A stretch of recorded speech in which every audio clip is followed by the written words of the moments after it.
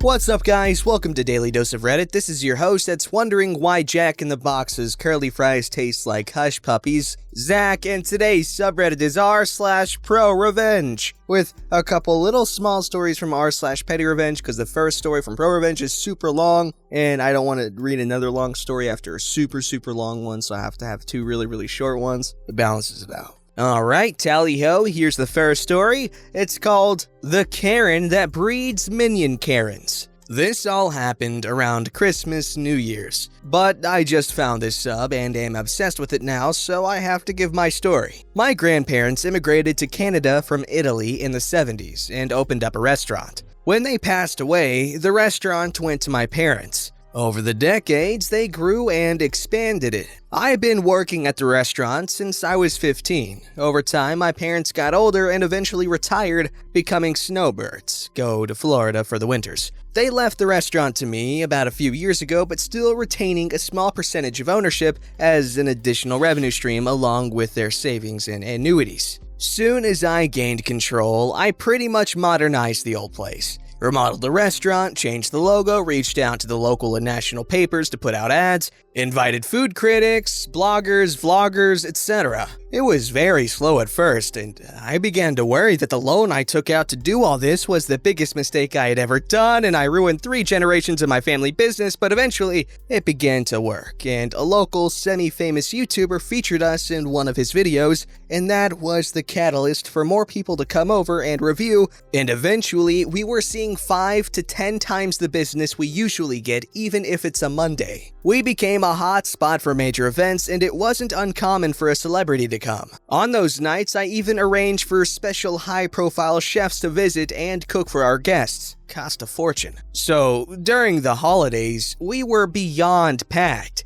It got to the point where people would have had to make reservations in July to get a table in December. This process took years to get where we are now. When it gets busy, I don't just sit in the back office. I'm on the floor doing whatever needed to be done. Even if that means I greet people, bussing tables, or even mopping the floors. Other nights when we have high-profile guests or events, I'm in a blazer and am acting in charge though. On one night, a group of 6 women walk in. 5 of them looked to be in their early 20s, and the head of the group looked like she was in her mid-20s. Best theory is that she was one of the other 4 girls' older sisters, or a possible older sorority sister to incoming college freshmen maybe. I was greeting at the door. As they were walking up, Queen Bee Karen was telling the baby Karens on how this place is awesome, food is amazing, and there might even be celebrities here. When she came up to me, she told me she needed a table for 6. I replied, "Of course, can I get the name on the reservation?" She looked at me and said,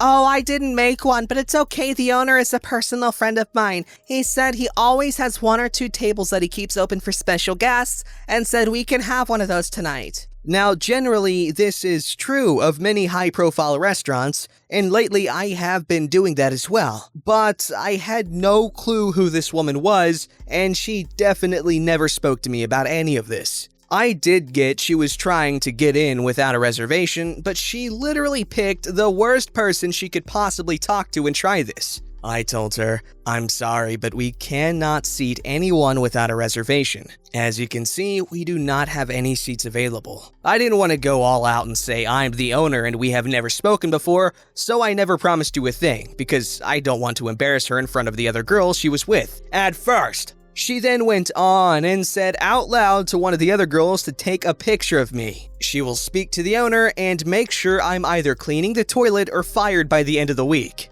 The other girls following her lead were like, "Yeah, kiss your minimum wage job goodbye." I'm not sure if they were in on it with her or they honestly thought she knew the owner. Queen Bee Karen then went on and said, "Look, can you just give us a table or I can make life very difficult for you.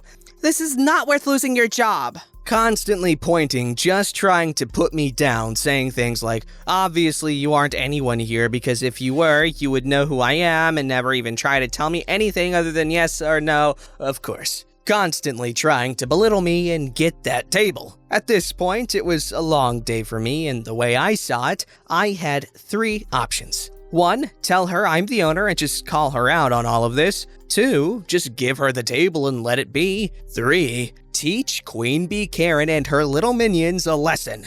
I chose option 3 for various reasons, including some personality flaws I'm aware that I have, but I like to think it was at least 50% really wanting to teach her a lesson. I smiled at her, said, "Of course, ma'am, follow me please," and I gave her one of the 3 tables we keep open in case a celebrity comes in. Happens time to time. I told her I apologized for everything, and she is right. It would be simpler to just give her the table. I also told her that the first 3 rounds of drinks will be complimentary. I sat them down and personally served them. As they were sitting down, I told them we do need one of your credit cards and IDs just to keep on file, and we will give it back to you before you leave. Queen Karen gave me her cards and told the baby Karen minions that tonight was on her. I took their orders and got them their free drinks and told them due to how busy we are tonight, there might be a delay on the food. All the girls were thinking of and cared about were there were free rounds. They ordered their 3 rounds and still no food. They eventually called me and asked me to check on it the whole time, giving me the world's most nasty attitude since even before they ordered. I told them I will check on it, but also asked if they would like any more drinks. They ordered 2 more rounds by the time the appetizers arrived. At this point, they are all drunk, having done nothing but drink on an empty stomach most of the night, and only having salads after. As more food arrives, the more drinks are ordered. What these girls never realized was that they are at our VIP table, which alone costs a few thousand just to sit in, but I didn't charge them for that. What I did charge them for was all the super expensive cocktails they had throughout the whole night, except for the first 3 rounds. In addition, the table they were sitting in, as mentioned, was VIP, so the menus were a bit different. For one, they don't say the prices on them, trade secret, and in addition, it had certain higher-end menu options, such as white truffle, black caviar dishes, and specially imported West Coast oysters, among other things. At one point in the night, I was honestly rethinking what I was doing and thought I might be going too far with these poor girls that might not know any better, but some things reassured me throughout the night. Such as one of the baby Karens asking me if I felt like my life was worthless since all I ever became was a waiter. Also, one of my other employees told me how they were discussing how to screw with me to the point that they can just do this whenever they want and I will always give them a table. I also overheard them say, "He's cute, but I would never date a waiter like that. He's such a pushover." There were a bunch of comments like that the whole night. So I kept on with their life lesson. By the end of the night, each girl racked up a bill in the range of $500 to $600 per girl. When I handed the Queen Karen the bill of $4,232.23 with tax, and tip included of course, I have never seen anyone sober up so quickly. She went from laughing and giggling with her friends to nearly in tears. She called me over instantly and asked if this was some kind of joke. I took the bill, looked it over and said, "Oh, yes, I apologize. I will get you the correct bill in a moment." Again, she felt a complete sense of relief thinking she got someone else's bill, called me a freaking idiot, and went on talking to her friends. To be fair, I did make a mistake. I did forget to count her 8th order of a dozen oysters that cost about $120 per order. So I gladly just went back and added it to the order. When I went back to give her the correct bill, she flipped out again, going crazy. I just asked if there was something on this bill that she didn't order. She and the girls, in shock, go over every single line of the bill, including the first few lines that show their original 3 rounds which say complimentary. They then took out their phones and, line by line, went over everything, line by line, for the 100th time, adding everything up. Extremely rattled, Queen Bee Karen simply said, "1 second, I need to use the washroom." Part of me thought that she might just pull a dine and dash and leave the baby Karens with the bill, but kinda low-key I did in a way remind her we had her ID and credit card without making it obvious. I thought she was going to run out on the bill. 10 minutes later, she comes back with new makeup, obviously she has been crying, and makes up a whole story on how the food was awful, the drinks were bad, and so on, demanding that as bare minimum, I should cut the bill in half with the agreement the baby Karens will chip in, even though she originally told them the night would be on her. Then, as if a light bulb went off in her head, she again mentioned her relationship with the owner as if it were to give me additional incentive to cut the bill in half. Holding back a grin at this point, I told her no, just no, I can't change the bill. She whips out her phone and shows me a series of texts with someone called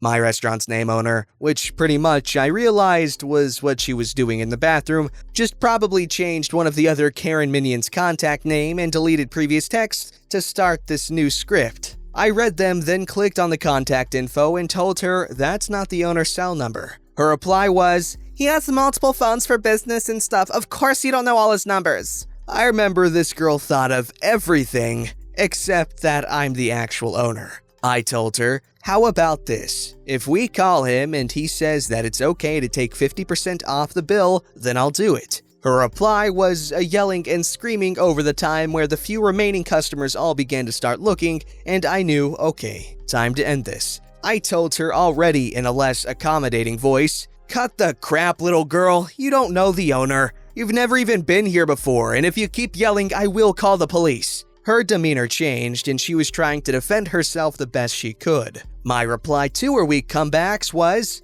"My grandparents founded this restaurant. My family has been running this place for generations. I have worked here almost my entire life. I am the one and only owner. This restaurant and I have never once seen you, heard of you, and I definitely never made a stranger I don't know and have never met before tonight any promises." The mini Karens were just frozen and didn't even know how to react. Queen Bee Karen was in tears. I said, "I gave you the table, you wanted one of your specially reserved tables for high-end clients, which I didn't charge you for, and I gave you 3 rounds of free drinks. If you don't pay your bill, I will call the cops and hand them your ID." In tears, Queen Karen signed the bill and the mini Karens took out their purses to give her whatever cash they had in hand, which equaled to maybe a couple of hundred, with the promise to pay her back more. 2 days later, a man walks into my restaurant fuming and asks one of my bartenders to speak to me. I was in the back office for a bit working, so he waited a good half hour for me. He was Queen Bee Karen's father. She was with him too, keeping her head down.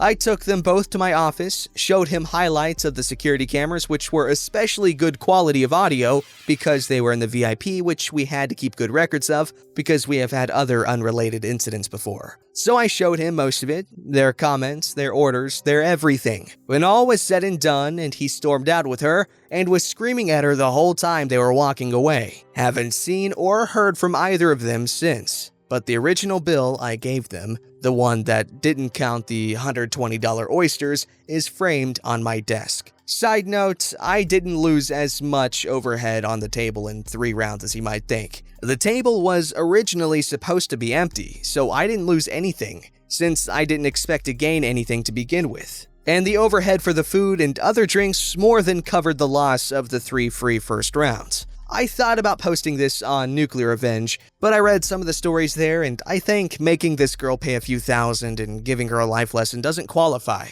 Some of the revenge there is life-ending revenge stories and losses in the tens or hundreds of thousands. Edit. Jeez, there are some serious Karens DMing me and stuff. Guys, yes, there are posts in my histories about questions about a job at a bank. Last year, my ex's brother fell on really hard times and he went to live with us for a few months. He's also a Reddit user. He posted when using my PC, which I didn't and don't care about. Choose to believe it or not, here's my story and enjoy it. Dropping mic, walking away. I'm not going to drop my mic. That is ridiculous. Do not drop microphones, guys. Unless it was like specifically built to be dropped, don't drop it. You're going to ruin it. Seriously, they're expensive. And as for this revenge story, very, very good. That's some good tasteful revenge. Didn't go too far at all. Like, the girl literally got what was coming to her. Like, she ordered these things, she's gonna have to pay for them, and she was a jerk, so yes, he could have explained that she probably isn't financially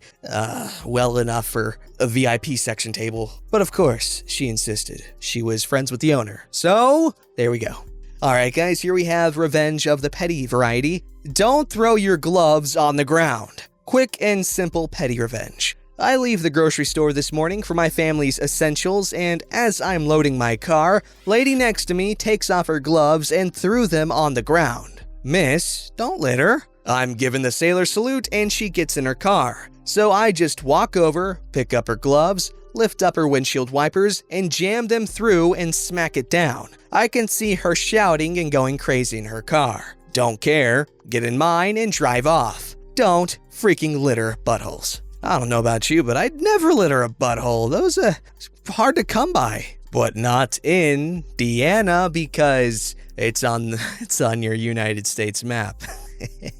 This story's called Spotify Hacker Got a Surprise. I noticed my Spotify had a PS4 with a German name connected to it, which is odd because I don't have a PS4. Spotify was unable to disconnect me from it using my account, so I decided to take it into my own hands and blast Attila at full volume on their PS4 at midnight Germany time. I think they may have been in-game since they let it go for a few seconds, then attempted going to the next previous songs and pausing it a few times, to no avail. Eventually, they uninstalled Spotify and I changed my password, but damn that felt good.